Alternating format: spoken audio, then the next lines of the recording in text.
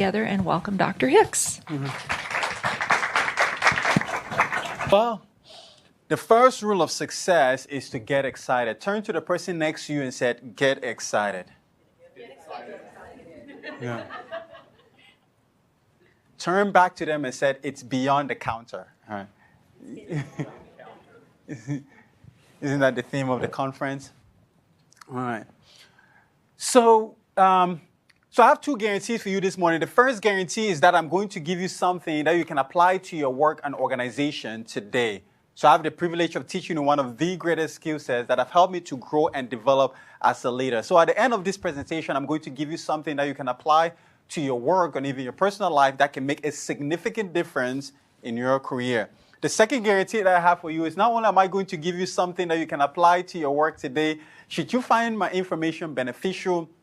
So I just published my first book on mentorship, leadership. So if you're interested in my book, I actually have some copies, that I can be able to sign it and for a small fee and stuff that you can be able to make the investment in your leadership growth and development. I don't know if I have the QR code, but I have some copies. I can sign it or I can, share with you to be able to invest in your leadership growth and development. Okay?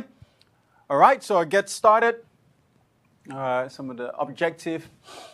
So I grew up in Cameroon, West Africa with my grandparents. My grandfather, so picture me and my grandfather. This little boy used to be handsome. They don't know what happened now. All right. Life happens. My grandfather was a retired nurse when I was growing up. And he began to teach me leadership. Steve Jobs says you cannot connect the dot looking forward. You can only connect the dot looking backward. What I came to realize that my grandfather was teaching me servant leadership every single day. As a little boy growing up, I observed my grandfather as a retired nurse. People would come over to our home. It didn't matter the age. And he would provide medications, wound care, talk to them about different types of medical issues. And he would do it to them for free. He cared for these patients. And that's what you do as pharmacy technicians. You care for these patients. My grandfather also taught me about excellence. He had very high expectations of me, especially when it came to my education. I had to perform at the level of excellence. So because of my grandfather's expectations of me, I did extremely well in school. I was the third in my class. From where I'm from, that's truly amazing. But we only had 3 students. I'm just kidding. Right? When I was 12 years of age, my grandfather enrolled me in an all-boys minor seminary in the Catholic faith. Seems like my grandfather wanted me to become a priest before a friend of mine introduced me to a woman. So I decided priesthood is not for me. So I was a teenager when I had the good fortune of coming to the United States. And of course, I flew into Atlanta, Georgia. I know that's where Nicole lives, right? I flew into Atlanta, Georgia, and I started sophomore year high school. But things were very difficult in the beginning, right? I had low self-esteem, low self-confidence. So in order to fit in and do what regular kids were doing right before college, I discovered liquor. Then clubbing, all on the same night, right? So, of course, that's a picture of me and my friends, Of course, if you've been to Atlanta, right? Party, drinking, had all the gold earrings, you name it. I completely deviated from the values and principles that my grandfather instilled in me when I was a little boy, and I hit rock bottom, right? Applied to 14 pharmacy schools, got 13 rejection letters, got pulled over and charged with DUI. I was stuck. How many of you ever failed at least once before by a quick show of hand? Okay, what about today? How many of you know Murphy's Law? If you haven't heard of Murphy's Law, it's coming for you after this event. I'm just kidding, right? You better be right. Murphy's coming. So I was stuck. Basically, I hit rock bottom in the lowest moment of my life. Something happened that changed everything for me. I got a phone call from a friend of mine named Francis. He introduced me to personal and spiritual growth and development. And when I listened to this personal and leadership growth and development, even some of the ideas I'm going to share with you today, it literally changed my life. What that did is it reminded me of the principles and values my grandfather had taught me when I was a little boy. That's when I started this journey of leadership, personal and leadership growth and development, and began to study thought leaders like John Maxwell. I've never heard of John Maxwell by quick show of hand. Oh, wow. Okay. So John Maxwell is the #1 leadership expert in the world, and his publisher recently told him he has written more leadership content than anyone else in the history of this planet. So this is someone you can definitely learn from. I began to listen to John Maxwell and some of the other thought leaders, and I began to apply what it is I was learning. And that's the most important thing, apply, because you see, most of the things I am going to share with you today are things that you already heard of before. But instead of saying to yourself, I've heard this before, which is one of the most dangerous words in any language, why don't you instead say to yourself, how well do I do that? Because the greatest gap in our life is the space between what we know and what we actually do. So I don't want you to, it's not about head knowledge. My friend that introduced me to, personal growth and development, we used to be partying, last time I checked, he's still going in jail. He's been in prison. How come he introduced me to something that changed my life while he's still about that life? He knows about it, but you see, I want to take it out of your head to your heart. And that comes with taking action, right? Applying the principles. And I changed. And in a short period of time, I changed and things changed for me. I got my DUI dropped to reckless driving. Quit drinking alcohol. That same 2013, things changed for me, right? Got accepted into Marshall University School of Pharmacy. How many of you have been to West Virginia by a quick show of hands? Oh, a few of you. You don't want to go to West Virginia. And nothing happened in West Virginia. Right. All they do is smoke weed. No, just kidding. Anybody here from West Virginia? No. So, of course, that's a picture of me and my mom. My mom is also a nurse, right? My mom likes money. She's doing travel nursing now, right? But she was the only person that was there with my white coat. But even when I was in pharmacy school, I changed. Everybody that knew me in college said I wasn't going to be any good. So don't underestimate the ability that you have. I was the person that was always partying, that was always doing all this stuff. But in pharmacy school, I became a new person. I was the president of our chapter, American Pharmacy Association. I began to lead team. I began to take my teams to conferences. I mean, I was a crusader, right? I was that person that, because you see, one thing I realized about, people even in pharmacy, I moved very, I was the most influential person in my pharmacy school. I'm talking about somebody that used to be nothing. Why? Because I invested in my leadership growth and development. You see, what is going to get you the differentiator as a pharmacy technician? Learn the skill of leadership. Learn the skill of relationship. Learn the skill of getting along with people. Understanding, you see, because most of the problems that you have, it's not the technical side of things. You're the great technicians. I'm going to share. I value you guys technicians. When I was a pharmacist, let me share. I made sure that I get along with. I wasn't the technical pharmacist, no all those clinical skills, but I knew how to deal with people, so I got my way, right? But that's what I want you. So I move ahead of the pack because while my classmates, studying pharmacology, pathophysiology, I invested in my private time on leadership, on relationship, on the things that would get me along with the professors or the teachers and some of those things. And that's what I want you to do. I don't just want you to think as a technician. That's why they say beyond a technician. I want you to think like a CEO. I want you to think about like an operator. I want you to think like a leader, right? It's a different mindset, a different thinking, right? I want you to think about like you're a president. You own your corporation. You own that pharmacy. And that's what happened. Of course, 4 years later, I can get very passionate, right? So I graduated from pharmacy school. And I knew that I was going to be a different type of pharmacist, right? I knew that I wasn't just going to be, But after pharmacy school, I decided to get certified as a, John Maxwell speaker, coaches, and trainers. So since then, I've decided to become part of the Maxwell leadership. So now I travel around the country. On Sunday, I'll leave here, go to Springfield, Missouri. I got to speak to some nursing administrators on Monday. Then I have to go to Florida to speak to some other, Florida Assisted Living Association. this is my calling, this is my life, and this happened when I was in pharmacy school, right? But this is not really about me. This is about honoring the person that's had the greatest impact on my life. This is about my grandfather. You see, he's my why. He's the reason why I wake up every day at 4 o'clock and go after it, right? Who's your why? Who are you investing in? He's passed away now 21 years, but I want to make Grandpa proud. Nothing is going to stop me. No one is going to stop me. Never underestimate the power of caring for one person well, right?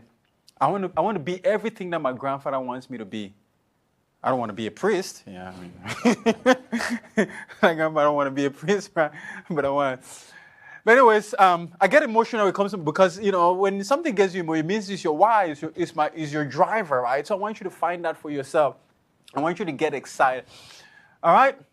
So today we're going to talk about the R.E.A.L framework: resilience, emotional intelligence, accountability, listening, and leadership. So if you're ready, turn to the person next to you and say, "Are you ready?" Turn back to that person and say, "It's about time." It's about time. All right. So resilience is your ability to bounce back from adversity. But I want you to look at it. You see, attitude is more important than aptitude. Attitude is a great factor for your success, because you see, it's how you handle difficulties and challenges that tells me who you are, that tells me your character. Attitude is the advancement of our true selves. Its roots are inwards, but its fruits is outward. It is our best friend or our worst enemy. It is more honest and more consistent than our words. It's an outward look based on past experiences. It's a thing which draws people to us or repels them. It is never content until it is expressed. It's a librarian of our past, is the speaker of our present, and is the prophet of our future. You see, attitude is an outward feeling of an inside job. Right? So let's look at attitude. So attitude is very important. That's why, attitude is very important. Two people, all things being equal,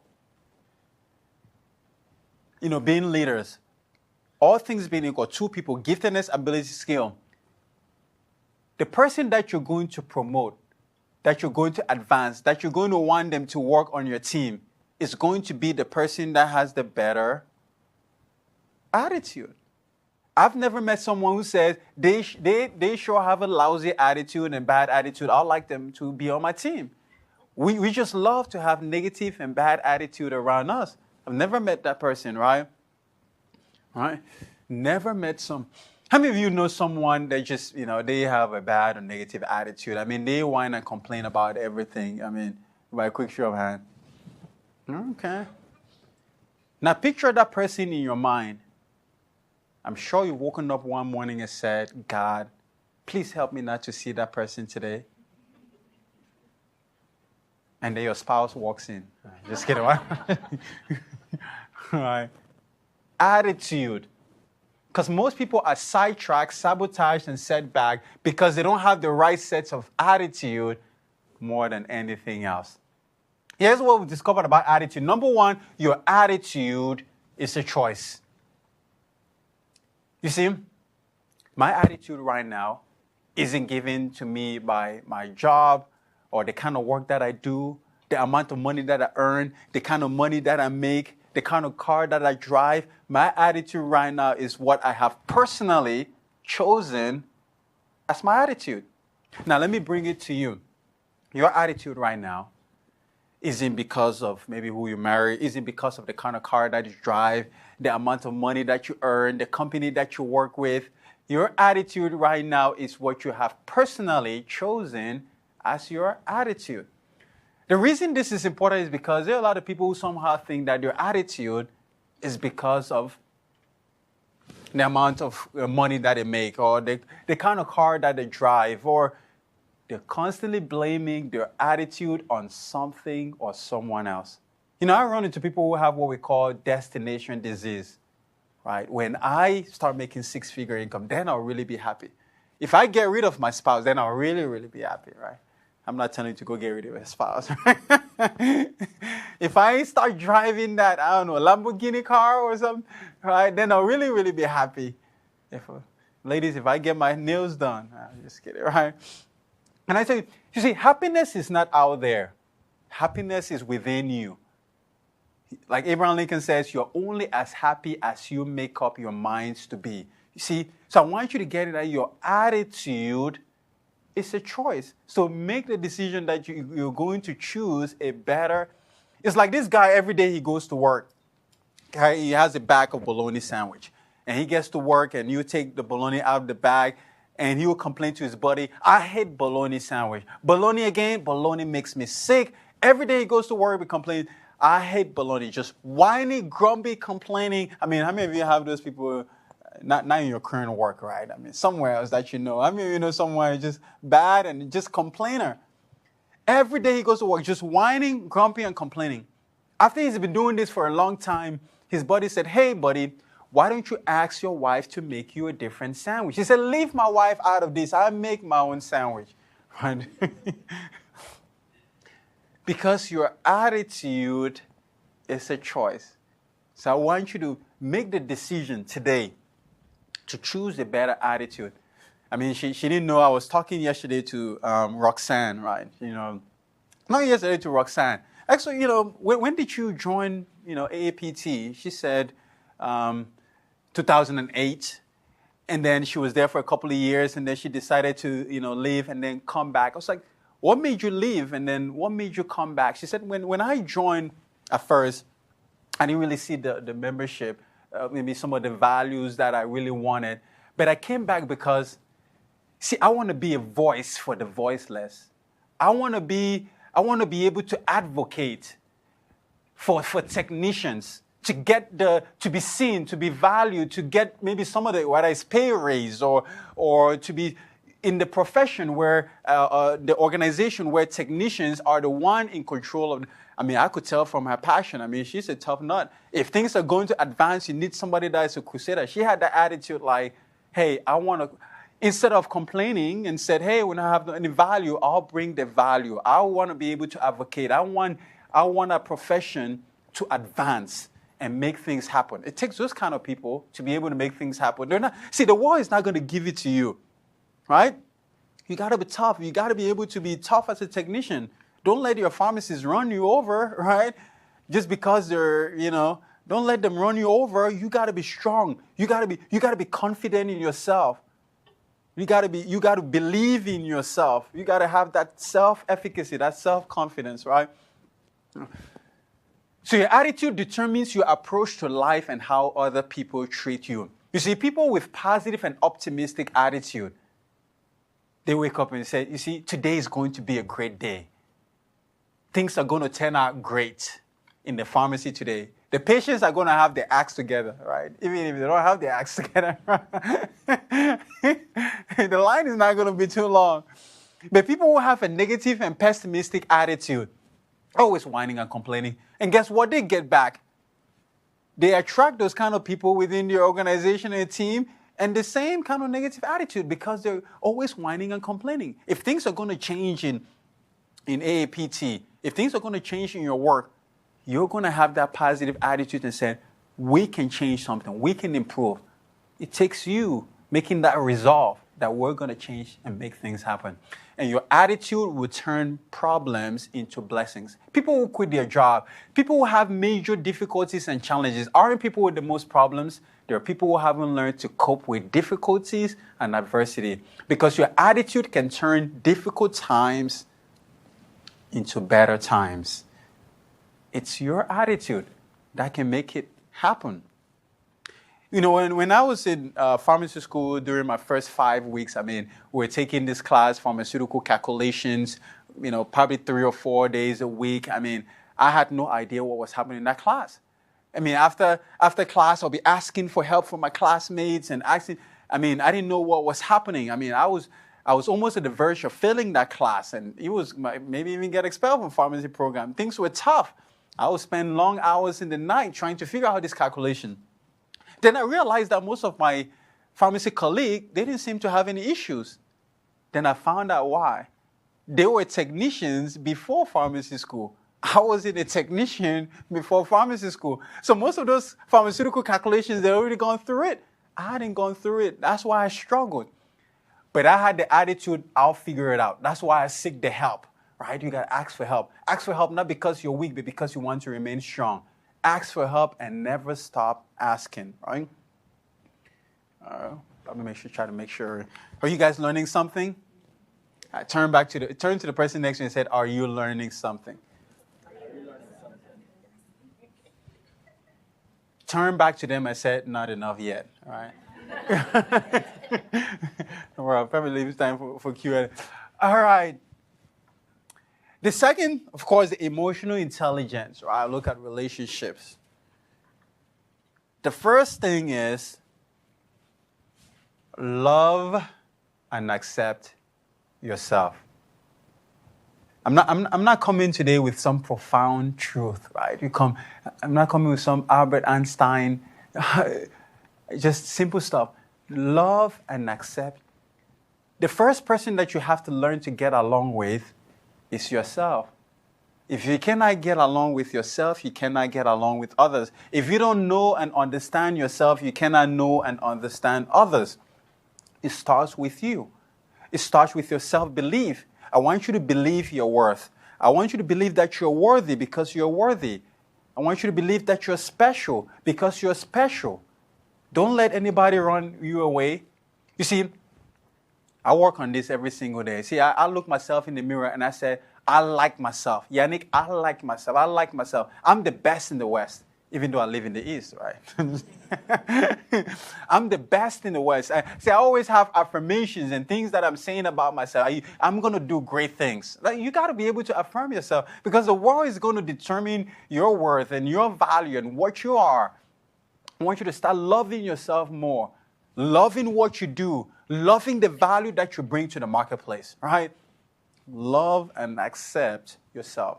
Secondly, put energy into being likable. It takes energy to smile. It takes energy to add value to people, to focus on their interests. It's what we call charisma. Charisma, I just shared a story about Roxanne, and she didn't hear. She just come in. I just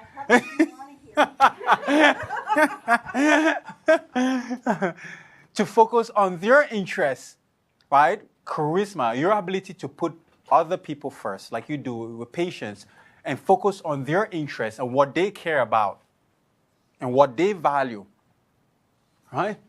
So you got to put energy to be likable. How many of you know someone that isn't very likable? I mean, people don't care for them by a quick show of hand. How many of you know someone is not very likable by a quick show of hand? How many of you are sitting beside that person right now? I'm just kidding. All right. You got to put energy into being likable. Get along with people. Connecting. When I was a pharmacist, especially the first thing that I made sure that I did was try to get the technicians to like me. Because I knew, until I left pharmacy, I never figured out prior authorization. I didn't want to figure out how to do prior authorization. Prior authorization, I never figured it out. So hey, I knew that I could get along well with the technicians and they'll take care of that. So when there wasn't any technicians, I was stuck, right? I said, I'm just sorry, man, we can't really do this. We probably have to come back tomorrow. I never wanted to do anything with prior authorization. I was just that kind of pharmacist, right? Never figure it out. But I knew I could get them to like me and and then, of course, I was there to help them whenever they need help, right?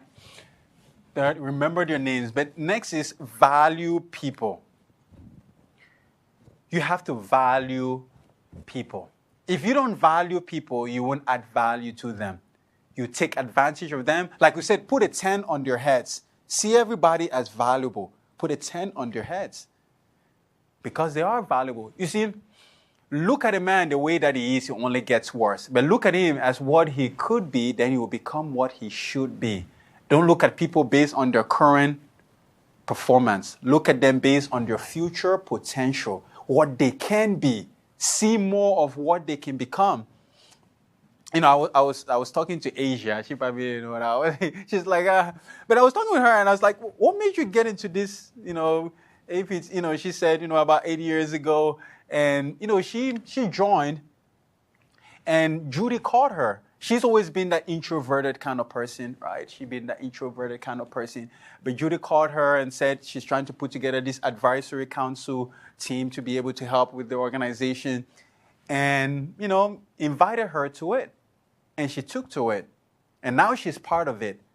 And she's over there in Bronx, New York. She said before coming to this conference, she took her personal time. Judy doesn't even know about it. Nobody knew. And she went into this pharmacy, introduced herself, and inviting technicians to come to the conference and, you know, passing her business card, going to hospitals and, you know, sending postcards, her personal time, because somebody saw something in her. Somebody believed in her. And now she's, you know, I wonder if she was actually an introvert, because, you know, we just had a conversation, right? That's why I'm very passionate about reproducing leaders, looking for the next generation of leaders. Because there are a lot of people who have abilities, but leaders don't take the time to see something in person, right? Look at a person and, hey, you can do this. Step into this role. Because sometimes people just need a little nudge. Yeah. They just need a little nudge. When I was in pharmacy school, especially when we're, you know, to be the president of AAPT, you know, American Pharmacy Association, I said, well, this is my first leadership role. I'm just going to maybe run for, you know, to be the finance person, because I wanted to, you know, eat all the money, right? I mean, just kidding. And one of the ladies in the organization said, you should run for president-elect. It's like, oh, really? So I said, I'm going for president-elect. And so I was running against one of my classmates, and I had to do internship at a behavioral health, and we have to give a presentation, right, before we're being selected.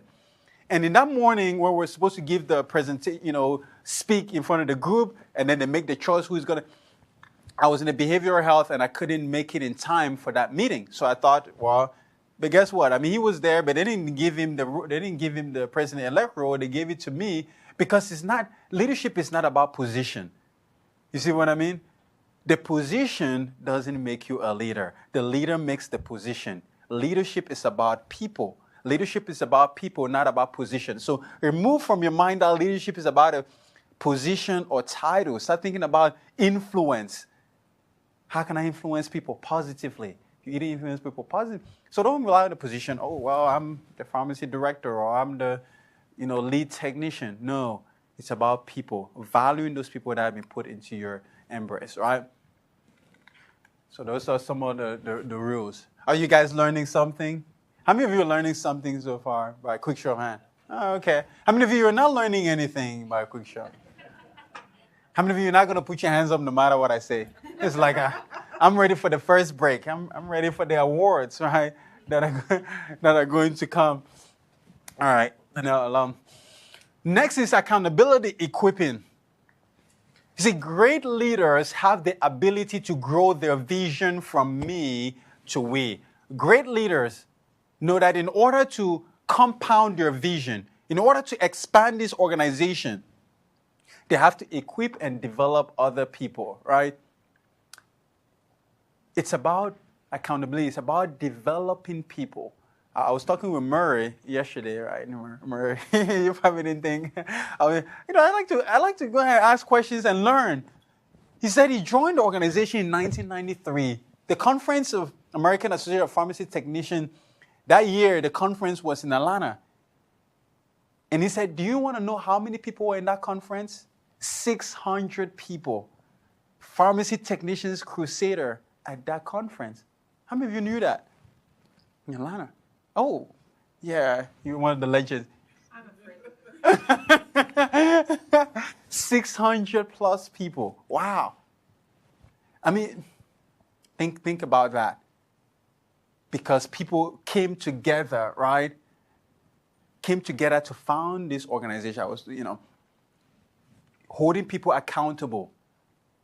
Think about what it was then and now. What you can do to contribute and take some kind of role to help the organization to grow, to get to new heights. I mean, it doesn't happen overnight. You might not see it in your lifetime, maybe for it to get to that level again. I mean, because of course now technology and some of the other things. But think about increasing your membership. Think about growth. So why do people fail to train and develop other people? Number one, we underestimate people. One of the reasons why we fail to train and develop people is because we overestimate people. We overestimate what they can do, how they can accomplish. If you underestimate people, you won't spend time to develop and equip them. The next reason why we fail to develop people is we enjoy doing the task ourselves. We just love to do it ourselves. That's the reason why, sometimes we just want to do everything ourselves, right?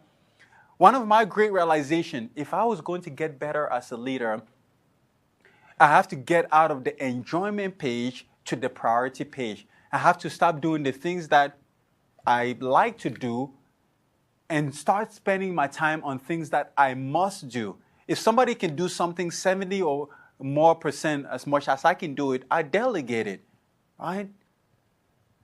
I don't like to check emails. Emails is the work of the devil. I'm just kidding, right? That's why I have my assistant, right?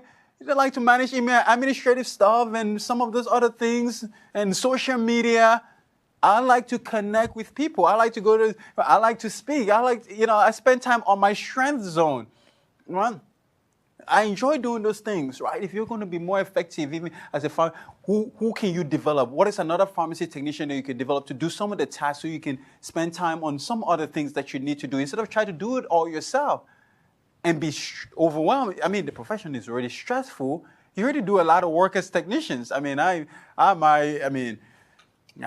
what you do because, I was stressed. With what you do, delegate some of the tasks, free yourself up. Enjoy life. Go to the beach and sing Kumbaya.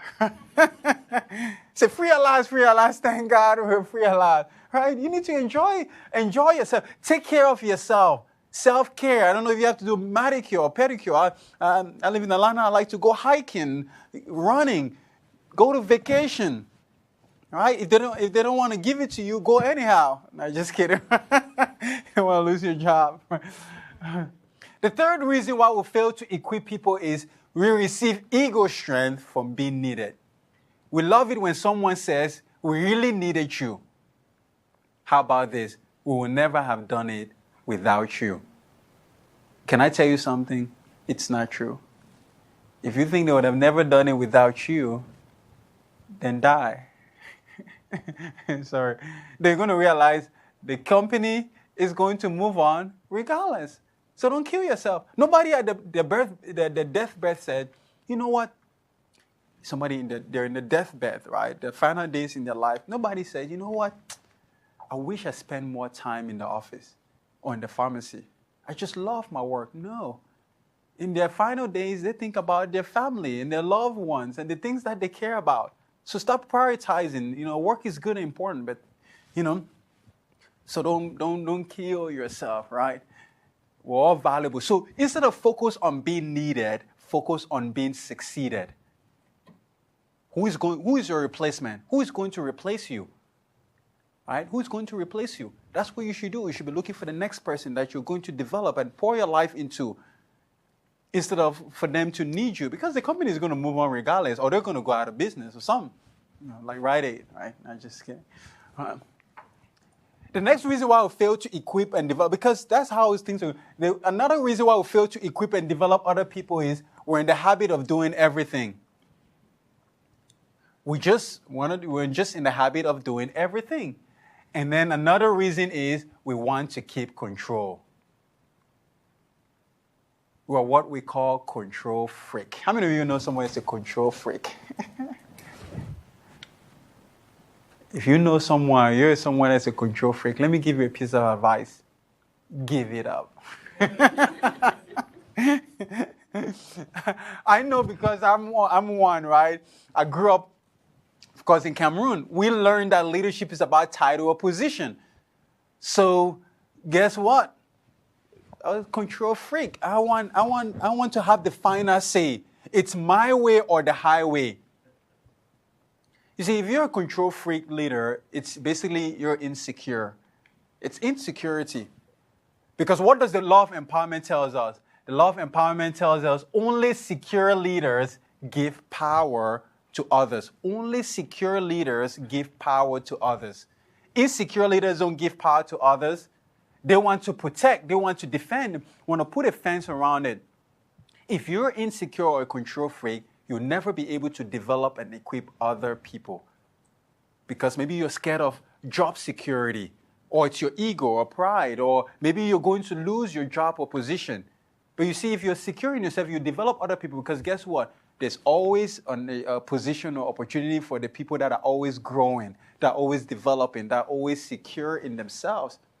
As leaders here, think about, right? By next year's conference, you should increase by 25 or 50%.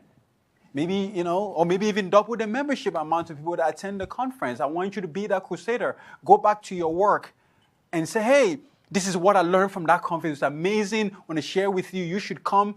If your company don't want to pay for it, you be that advocate to make sure that they sponsor a couple of people to come to the conference to learn and grow and develop and be, because you see, life is more about the legacy that you leave.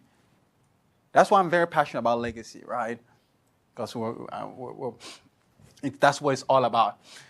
A couple of teamwork laws. The first teamwork law is the law of significance. The law of significance says one is too small in number to achieve greatness, but together we can do great things. So think about working together as a team.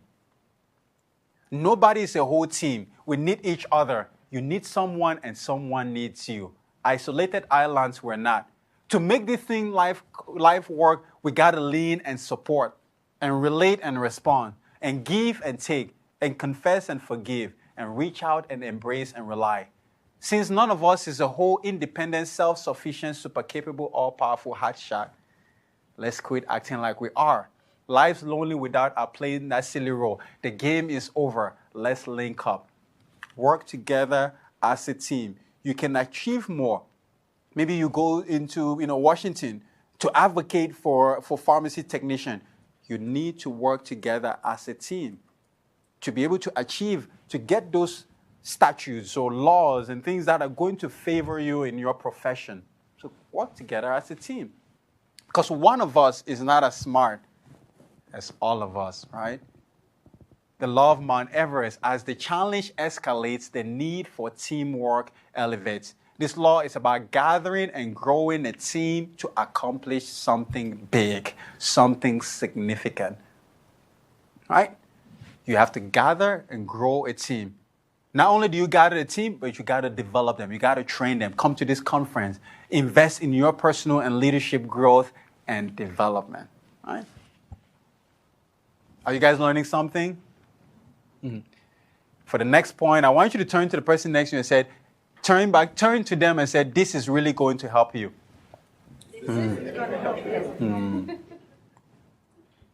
Turn back to them and say, God knows you need help. No, just kidding. Oh,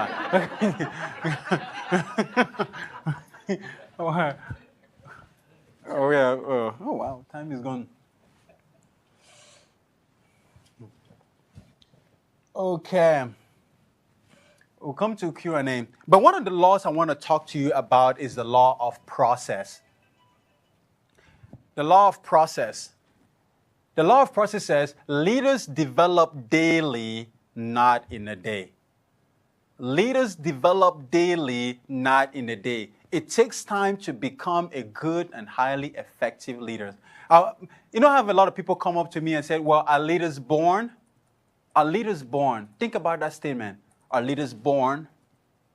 Of course they are. I've never met an unborn leader. I mean, there are people who have some, leadership leaning, but leadership is a learnable skill. Leadership is a learnable skill. Anyone can become a good and highly effective leader. I can't even believe I'm leading people that used to, used to be the people that used to invest in me. But I want you to know leadership is a learnable skill. Anyone can learn to become a good and highly effective leader. We underestimate the event and we underestimate the process. We think maybe going to one conference or reading one leadership book is going to make me a great leader.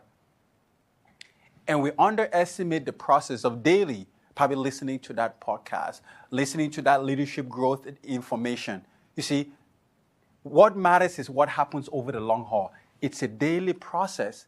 Listening, you see, over 10 years ago when I started, getting involved in leadership, I started with 15 minutes. Every day I'll probably read a leadership book or listen to a leadership podcast for 15 minutes every day. That made me pass most of my peers. Now every day I read for 1 hour, every day. You say, well, Yanick, even your birthday you read my lips, right? Every day. You say, well, Christmas, come on, you're supposed to rest. No. You see, every day is the process. So just if you just I'll listen to a podcast on leadership every day for 10 minutes or 15 minutes. It's amazing what can happen in 30 days or 90 days or 6 months. Just that little investment. Rather than said, well, I'll just go to one conference at the end of the year. You might learn some ideas, right? But it's not really going to make you a great leader because that event encourages you, but the process changes you. That's what the process do, right? The event like this conference is a calendar issue, but the process is a culture issue, right? Because that's what you want. If you're going to do anything in your organization, you have to change the culture, right?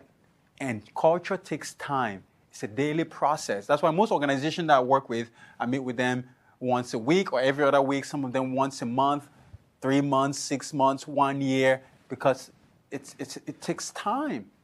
Most of the time, we want to microwave leaders. We take these leaders, we put them in a microwave, and we zap them. And that's why we have too many Pop-Tart leaders, right? We're trying to we need to crock pot leaders, right? You know when you put something in the crock pot, my sister's over there, right? She cooks. I don't know how to cook. I like to eat. Right? That's what you have to do. Just understand it's a process. And that's what you do. You invest in your personal and leadership growth. Yeah. Are those in the virtual? Nancy, good to see you. All right. Let's see. But it's a process. But I want you to start investing in your leadership growth and development. And you change this pharmacy technician profession significantly. Because everything rises and falls on leadership. The better the leaders that you become, the better your profession, the more you're going to get your way in this life, in the profession, or even, with pharmacies and things that you want to. But it takes for you to become a better leader. So before I close, want to leave the room for any questions or suggestions. What questions you guys have for me before I wrap it up? Before Judy says, shut up, right? So what questions do you have? Even virtually online. Moore, you have a question? Yes. Okay. My name is Judy Moore. I'm coming from Detroit, Michigan, and I have a question. I'd like to get into inventory. What would you suggest courses to take at a university or community college that would lead me towards being more a part of the inventory team?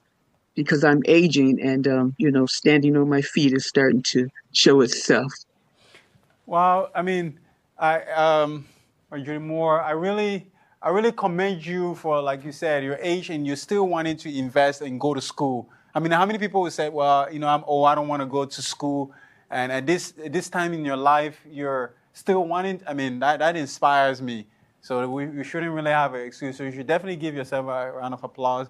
You guys give her a round of applause, right? she wanted to still go. I don't really know anything about inventory. See, I'm that kind of person where, you see, if I don't know, I don't know. And if I know, I'll share with you. So, there are people that said they're expert. I've been doing this for a while, but I'm in the continual growth and development. So who here knows maybe courses that they can take on inventory?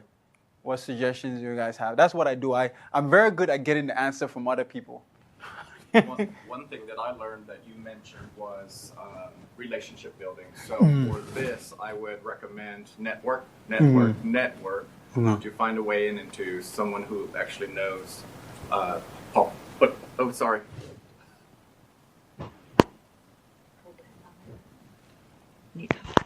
Okay. Thank you. Yeah. Yeah. Go ahead, Annie. On his point, network with the people in your purchasing department. Build relationships there, and then find out if there's courses they can recommend. But your buyers, your inventory, your purchaser, all would be a good place to start at your facility. Yeah, do you hear what she said? Build relationships with people in the purchasing department, the buyers, and just ask them, what courses can I take? Because they're in that division, and so they're more likely to be able to help you and represent you, right? So that you won't be able to take classes that you can't. Go ahead. Thank you.